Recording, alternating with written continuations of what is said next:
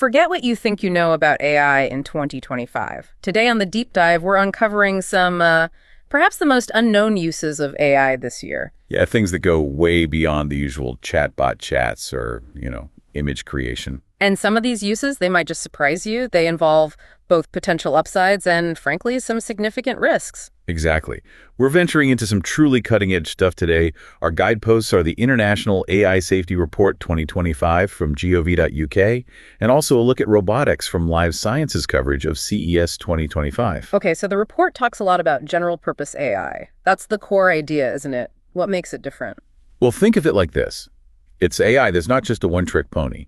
Instead of only doing translations or only identifying cats and photos. Right. These systems, like, say, GPT-40, which is great with text and audio, or AlphaFold 3 for biological structures, or Google's Gemini 1.5 Pro, they can tackle a whole range of different tasks, sometimes even jumping between different fields. Much more flexible, then. And this safety report, it's not just one country's view. No, not at all. It's a big international effort. We're talking input from experts nominated by, I think, 30 countries and orgs like the UN, EU, OECD. So places like Australia, Brazil, China, Kenya, the US, UK, a lot of perspectives. A really global look at the potential risks, which is important given the technology. Definitely. And look, while we are zeroing in on some surprising risks today, we should remember AI isn't all doom and gloom, right? There's huge potential for good, too. Absolutely crucial point. The same tech has immense benefits for people, for science, for businesses. But to be responsible, we need to understand the whole picture, the risks included. Okay, let's dive into one of those risk areas, the report flags. Biology and chemistry, that sounds intense. It is. What's kind of startling is how these general-purpose AIs can now actually provide pretty detailed instructions, guidance even, for making known biological or chemical weapons. Wait, really? Not just theory, but actual how-to? And more than that, they can help design new toxic compounds, too. There was an experiment mentioned. For one? Well, this AI system sometimes did better than human experts, even ones with internet access, in coming up with plans to produce biological weapons. Wow. Yeah, it led one major AI company to actually increase its own internal risk level assessment based on those findings. That's sobering.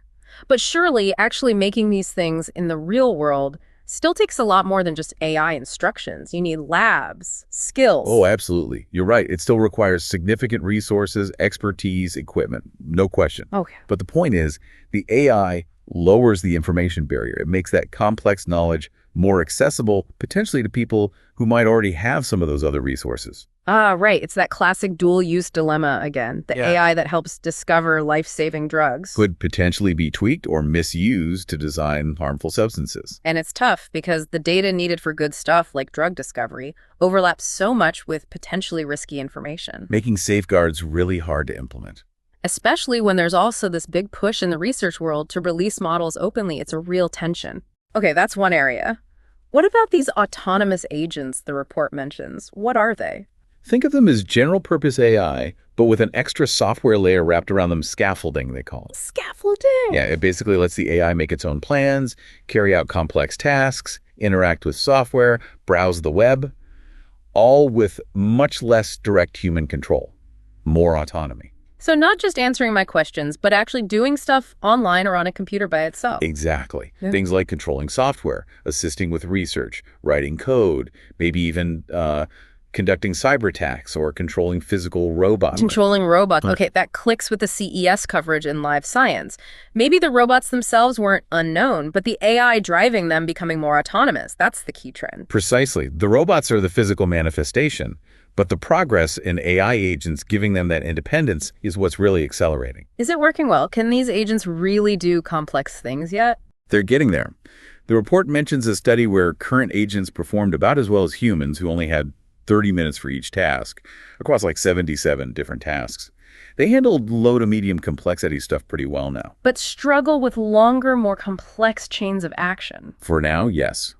But progress is incredibly fast.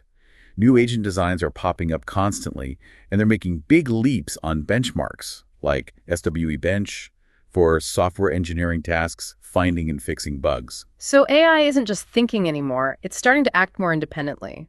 Which brings us to cybersecurity, another area you mentioned. Yeah, and this is a big one. General-purpose AI can make it significantly easier and faster for people with, let's say, varying skill levels to launch cyber attacks. Making hacking more accessible? That's not great news. Especially for low and medium complexity Yeah. attacks, yeah. The report notes that state-level actors are definitely exploring AI for things like scanning target systems for weaknesses. And new research keeps confirming these offensive capabilities are improving. But can't AI help on the defense side too? Detect attacks, patch systems faster. It can, absolutely. But here's the catch. There's often an asymmetry. The tasks involved in defending against a clever attack are frequently much more complex than launching the attack itself. So defense is harder than offense, potentially giving attackers an edge. That's the concern. Imagine an attacker using AI or even just clever techniques to embed a threat way down at the hardware level of a chip. Like physically in the silicon. Or in the firmware. Yeah. Those are incredibly hard for defenders to find, predict, or patch. Think about sophisticated attacks like Stuxnet, obviously not AI then, but it targeted industrial systems at a very low level. Yeah. Defending that kind of thing is exceptionally difficult. So AI could make sophisticated attacks easier while defense struggles to keep up. That's the potential risk imbalance, yes. Though AI could also help on defense, say, in designing more secure chips in the first place, or improving code auditing tools. It's not all one-sided, but the asymmetry is a worry. This all feels like we're moving really fast into territory we don't fully understand. Does the report say that too? Very much so. It stresses that general-purpose AI research is basically in a period of scientific discovery right now. A lot isn't settled science. And things are changing quickly? Unpredictably. Extremely quickly. It makes predicting future capabilities and therefore future risks really, really challenging. This ties into the idea of emergent behavior. Ah, yes. AI doing things it wasn't specifically programmed to do or that the creators didn't expect. Exactly. These complex systems can sometimes develop surprising abilities just through the training process. We're seeing improvements, for instance, in things like multi-step reasoning in the latest models, thanks to new training methods. Which implies that even the developers don't always know exactly how their AI works internally. That's a major point in the report. Often there's limited understanding of the model's internal workings. The black box problem. This makes guaranteeing safety incredibly hard. Impossible, really, at this stage.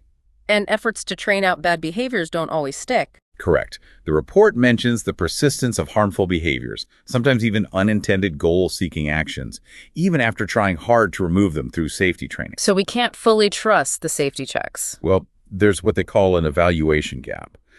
Our methods for testing AI safety are still pretty immature. Just because an AI passes today's tests doesn't mean it's actually safe in all real-world situations. And if a widely used AI system does have a flaw, the impact could be incredibly fast, global, and potentially irreversible. That's the high-stakes nature of deploying these powerful systems. Okay, so wrapping this up, we've touched on some pretty unexpected AI applications bubbling up in 2025.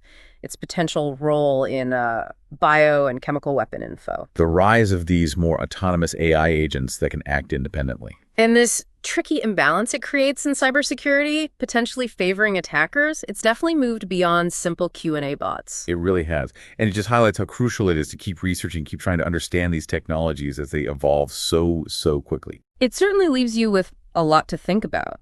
You know, consider how that growing independence of AI agents might quietly reshape our daily routines, our work, even the balance of control we feel we have over technology. A crucial question for the coming years. This has been a deep dive from Le Podcast de Philippe. If you found this exploration valuable and you want to stay informed on future analyses like this, please do help us reach 1,000 subscribers. We'd really appreciate it.